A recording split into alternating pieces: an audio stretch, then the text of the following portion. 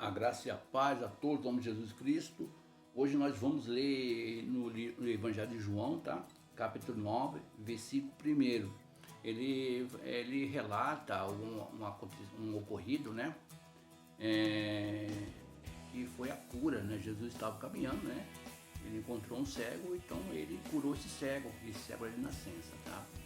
Vamos se adentrar nessa passagem, que eu creio que Deus vai abrir nosso entendimento em que essa passagem tem a ver com a gente no nosso dia a dia, tá? É o seguinte, João capítulo 9, versículo 1 fala o seguinte, olha só: enquanto prosseguia caminhando, quem? Jesus está caminhando, certo? Os discípulos. Então ele viu um homem um homem cego de nascença, né? Então Jesus, olha só, vamos ler na palavra o que a palavra fala. Capítulo 9, versículo 1 fala o seguinte: caminhando Jesus viu um homem cego de nascença. Então seus discípulos perguntaram: mestre, quem pecou? Esse ou seus pais, para que ele nascesse cego?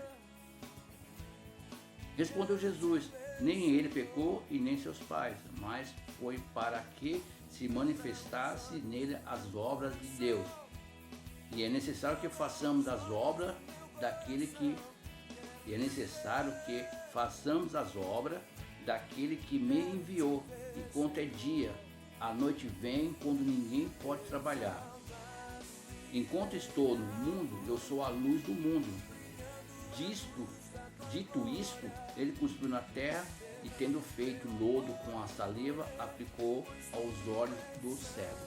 Bom, vamos abrir um parênteses nesse ponto aqui, muito importante. Vamos recapitular. Jesus está caminhando com os discípulos dele, aí viu um cego de nascença, então os discípulos perguntaram: mestre, ele é cego assim por quê? Quem pecou? Os pais ou ele pecou? Aí Jesus falou: poxa, a gente não tem que se preocupar se foi os pais, se foi que pecou. A gente tem que se preocupar em fazer a vontade de Deus enquanto é dia. Olha só, olha o entendimento. Nós temos que fazer a vontade de Deus enquanto é dia. O que é isso? Enquanto você pode, enquanto você está vivo, enquanto você tem condições de fazer a vontade de Deus. Certo? Não tem que ficar questionando por que pecou, por que está nessa situação, quem foi culpado. Não tem que perguntar isso. Tem que chegar e fazer o que Jesus fez. Jesus simplesmente operou um milagre, sem questionar por que aquele homem estava cego, por que ele não estava, entendeu? Se foi o pai, se foi a mãe. Bom, vamos no versículo 7. Então disse, no 6 fala o seguinte: Jesus cuspiu no chão, fez barro com a saliva, aplicou nos olhos do cego e pediu para o cego ir lavar no tanque de Siloé.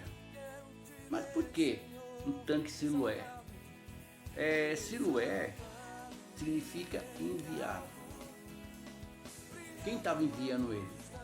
Jesus Cristo. Olha só, vai e lava no tanque, lava no tanque de Siloé.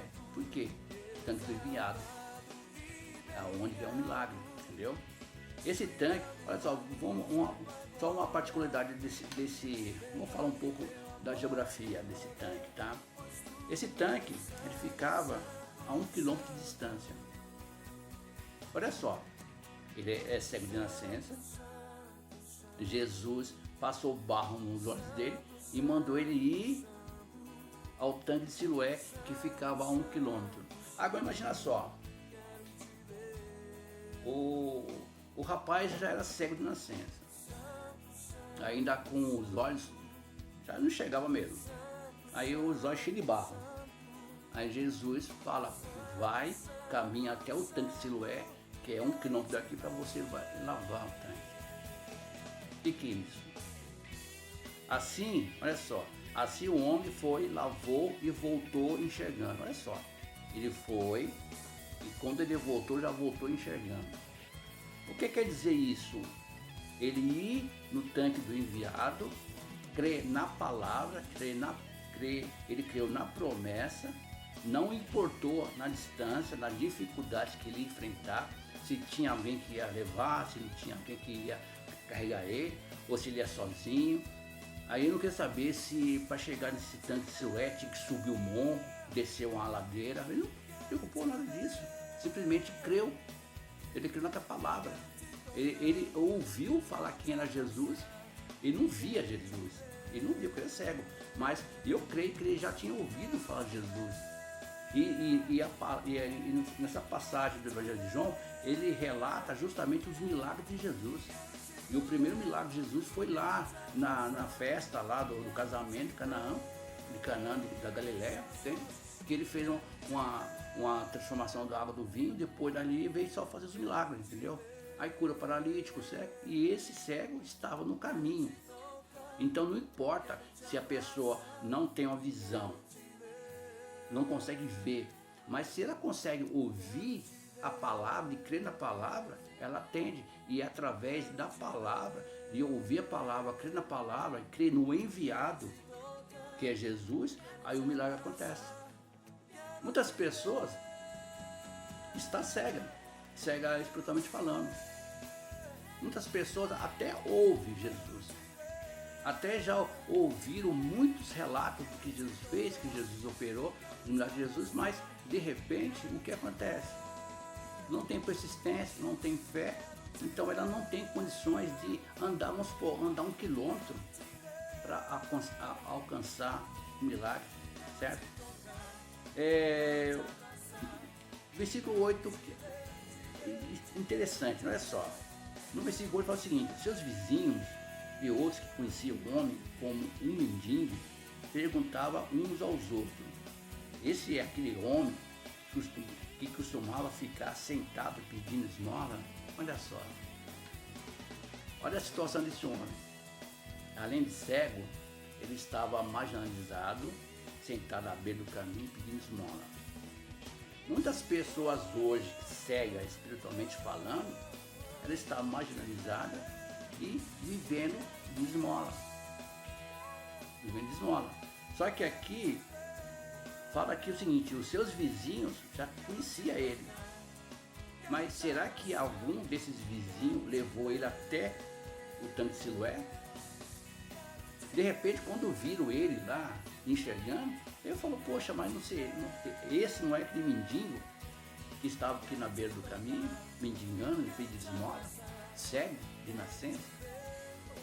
Hoje em dia é fácil a pessoa apontar os defeitos das pessoas, até mesmo a causa. A pessoa vê uma pessoa assim sentada, vamos supor, vamos fazer uma ilustração. A pessoa vê uma pessoa sentada, assim, vamos supor, numa calçada, descansando, o que ela vai falar? É pedinte, é marginal, tá bêbado, entendeu? Mas ninguém sabe o que a pessoa está passando ou o que a pessoa passou. Sabe o que é isso aí? Conclusão precipitada, certo? Observação. Olha só, esse detalhe que é muito importante. Por que Jesus pediu para o cego andar 1 quilômetro? Poxa, de repente, teve caso lá de Jesus curou, o cego já olhou assim imediatamente, não precisou caminhar tanto, certo? Por que Jesus pediu para ele andar 1 quilômetro? Eu estava lendo essa passagem, eu falei: poxa, Jesus, né? Quando o Senhor curou aquele paralítico, o Senhor falou para ele: levante e anda, ele já levantou na hora e andou. E por que esse senhor aqui, esse rapaz, esse jovem aqui, teve que andar 1 quilômetro? Aí caiu assim o meu entendimento. A fé, persistência, crer na palavra, crer em Jesus Cristo, certo? Aí imagina uma pessoa cega, como já havia dito, andar 1 quilômetro. Vamos supor, quando a gente está num quarto, de repente acaba a força, para a gente encontrar uma lanterna é dificuldade. Eu já passei por situação de acabar a força e não ter lanterna e a gente ficar praticamente, né, sem saber nada, só no tato, né? Agora imagina só, cego de nascença. Só que esse ponto aqui, além da cegueira, a cegueira de nascença, natural, também estava a cegueira espiritual. Ele passou a vida toda cego, entendeu? E tem muitas pessoas hoje que, infelizmente, nasce, vive e morre cego, sem conseguir ver, sem conseguir contemplar quem Jesus é e quem Jesus fez e quem Jesus pode fazer. A distância foi para quê? Para testar a perseverança do cego. Se ele duvidasse, iria parar no meio do caminho e perder a cura. Muitas pessoas recebem hoje o milagre, vamos falar, um milagre da cura, um milagre da restauração, um milagre da conversão da família, só que de repente é porque atrasou um dia, ou 2 dias, um mês, um ano, ela perde a fé. Aí o que já estava conquistado deixa escapar pelas mãos. Olha só, outra observação nessa parte. Além de cego, ele era indigente e excluído da sociedade. Por que ele era excluído? Havia um costume, olha só, meu Deus, havia um costume naquela época, olha só, que quando um filho atingisse 13 anos, se tivesse alguma deficiência, ele era excluído e não poderia frequentar as sinagogas. Por quê? Até então tinha um costume, um ritual que podia frequentar a sinagoga, era só pessoas perfeitas, pessoas sem defeito, pessoas que não tinham nenhuma debilidade, enfim, pessoas sãs. Por isso que Jesus falou, eu não vim para os perfeitos, eu vim para os imperfeitos. Entendeu? Esse costume, então, imagina só, quando esse jovem completou 13 anos, automaticamente ele foi colocado na rua. Olha a situação. Além de ser cego, aí virou indigente, virou praticamente uma palavra até chata de falar, mendigo. O que é um mendigo? É uma pessoa que fica vivendo através de ajuda, de esmola, entendeu? Não falo que não é que seja errado você depender da pessoa. Nós temos sim depender primeiramente de Deus e das outras pessoas, entendeu? Porque Deus ele coloca pessoas na nossa vida, na nossa frente, entendeu? Para que nós possamos ajudar e ser ajudado, certo?